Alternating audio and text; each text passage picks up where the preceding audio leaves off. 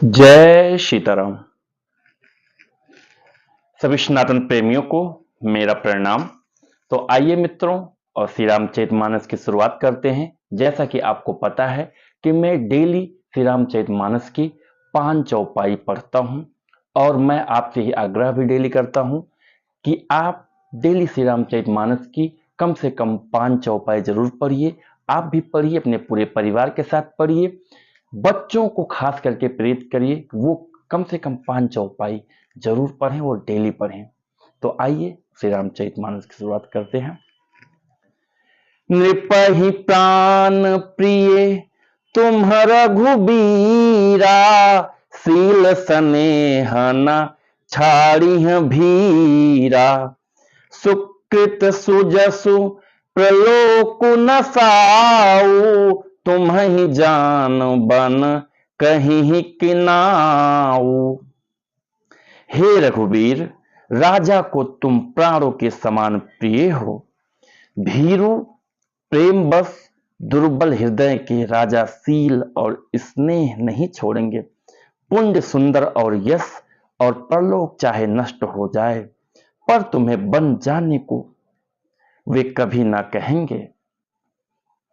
अस विचार स्वयं करहूं जो भावा, राम जननी सीखे सुनि सुख पावा।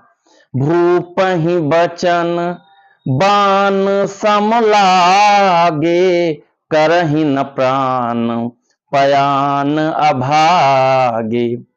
ऐसा विचार कर, जो तुम्हें अच्छा लगे वही करो। माता की सीख सुनकर श्री रामचंद्र जी ने बड़ा सुख पाया, परंतु राजा को ये वचन बाण के समान लगे। वे सोचने लगे, अब भी अभागे प्राण क्यों नहीं निकलते। लोग बिकल मूर्छित नर नाहु, काह करिय कछु सूझ न काहू। राम तुरत मुनि बेस बनाई, चले जनक जन निह सिरुनाई। राजा मूर्छित हो गए, लोग व्याकुल हैं, किसी को कुछ सूझ नहीं पड़ता कि क्या करें। श्री रामचंद्र जी तुरंत मुनि का वेश बनाकर और माता पिता को सिर नवाकर चल दिए। सजीवन साजु समाजु सबु, बनिता बंधु समेत। बंद विप्र गुरु चरण प्रभु, चल करी सबहि अचेत। वन का सब साज समाज, वन का सब साज सामान सजकर वन के लिए आवश्यक वस्तुओं को साथ लेकर श्री रामचंद्र जी स्त्री श्री सीता जी और भाई लक्ष्मण जी सहित ब्राह्मण और गुरु के चरणों की वंदना करके सबको अचेत करके चले। निकसी वशिष्ठ द्वार भय ठाढ़े, देखे लोग बिराहा दव दाढ़े। कहीं विप्र बचन सकल समुझाए, विप्र बिंदु रघु वीर बोलाए। राजमहल से निकलकर श्री रामचंद्र जी वशिष्ठ जी के दरवाजे पर जा खड़े हुए और देखा कि सब लोग विरह की अग्नि में जल रहे हैं। उन्होंने प्रिय वचन कहकर सबको समझाया। फिर श्री रामचंद्र जी ने ब्राह्मणों की मंडली को बुलाया। गुरसन कही बर शासन दीन है, आदर दान विनय बस कीन्हे।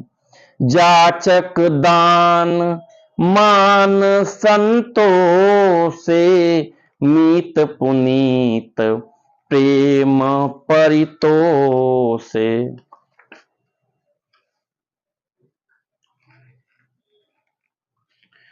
गुरु जी से कहकर उन सबको वर्षासन वर्ष भर का भोजन दिए और आदर, दान तथा विनय से उन्हें बस में कर लिया और फिर याचकों को दान और मान देकर संतुष्ट किया तथा मित्रों को पवित्र प्रेम से प्रसन्न किया।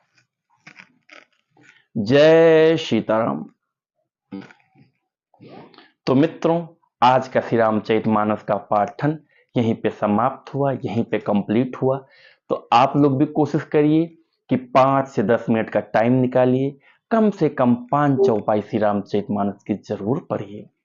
मित्रों, इस भाग दौड़ भरी जिंदगी में आदमी परेशान है, किसी न किसी चिंता से ग्रस्त है, किसी को कोई समस्या है, किसी को कोई प्रॉब्लम है, मतलब कहीं ना कहीं कोई न कोई समस्या सबको है।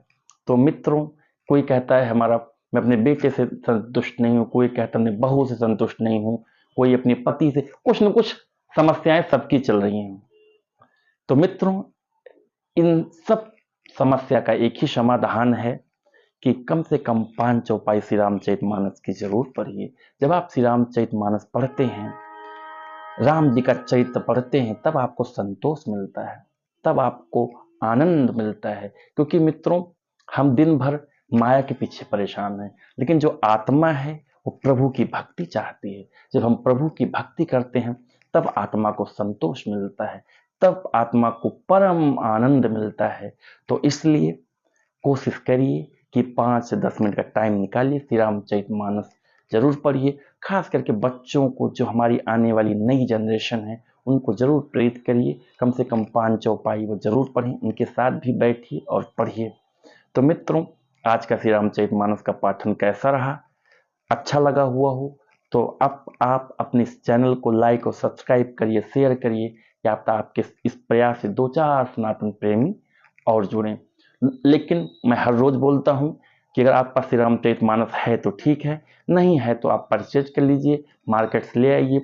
कोई मित्र अगर नहीं ला सकता है, कोई प्रॉब्लम है, समस्या है उसको, तो वो मुझे कमेंट, अपना मोबाइल नंबर डाल दो, अपना एड्रेस पिन कोड डाल दीजिए, हम आपको home delivery free of cost deliver करा देंगे। तो इसी के साथ मैं अपनी वाणी को विराम देता हूं। जय सीताराम।